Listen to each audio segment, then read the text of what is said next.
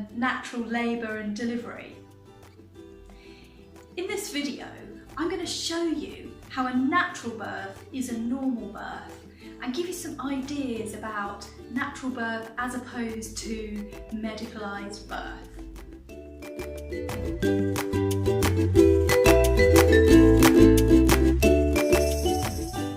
My name's Caroline Richards. I'm a mother of 4, a spiritual wellness coach for mothers, and the author of Natural Birth in a Nutshell. In this video, I'm going to show you how a natural birth is a normal birth and give you some tips about natural birth and about medical birth. If you like this video, please like it, comment, subscribe to my channel and share it with your friends. Women have been giving birth for millennia. That's why the human race is so successful and huge. So why is it that we have come to this point where birth isn't seen as a normal, natural thing and it's become medicalised? Well, I think it's to do with taking the power away from the women and away from the mothers. Because in ancient times, birthing was the preserver for women in the communities. There was a woman designated who would bring your baby into the world, and the word midwife means with woman. That's how babies were delivered, with a woman present who had experience of birth and could support you to birth your own baby.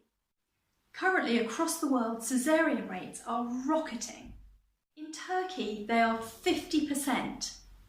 In the US, 32.5% of births are performed by caesarean section. And in the UK, it's 20% of births. So why is that? Because birth is a normal, natural process. It isn't a medical intervention. It isn't an illness or something we're sickening for. It's something that we're able to do. And that's why I advocate natural birth, because it's so empowering for us as women and as mothers as we begin our mothering journey to be able to birth our babies through our own bodies.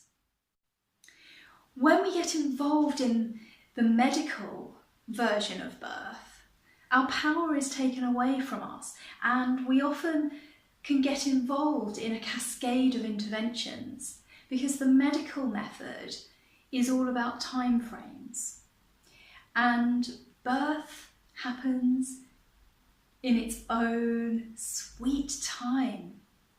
Babies come when they're ready, mothers birth when they're ready, and it can't be done under the time pressures that are inflicted in a hospital setting. So if you do go down the medical route, there are a number of options that will happen. Firstly, your due date will be taken as an absolute final date when there has been shown to be a good 2 weeks of flexibility on due dates. One of the first interventions you'll have if your baby is considered late is to have a sweep, which is when a midwife inserts her hand into your vagina and sweeps around inside your uterus to try and tell the baby that it's time. The next thing that will happen, it could be that you have your membranes ruptured. The baby is living in this beautiful watery sac, and one of the ways that the medical profession have of getting your baby to come earlier is to rupture your membrane so that your waters break, and that gives the baby the signal and the hormones to say that it's ready to be birthed. Other interventions you may be offered are usually to do with pain relief. So you may be offered gas and air or Entonox, which gives you a kind of soothing, but it can give you a sickening feeling to help you to birth your baby with less pain. You can be given an epidural. There are 2 types of those. You can have a walking epidural, so it only works from about your lower back upwards and you can still walk around, or you can have a full epidural where you can't walk. And the final and most serious intervention is the cesarean section or C-section.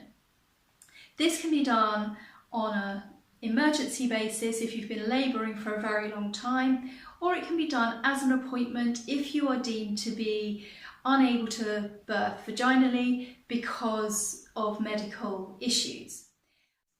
Around about 20% of women have medical issues that do mean that they require medical intervention, and for that we all must be thankful.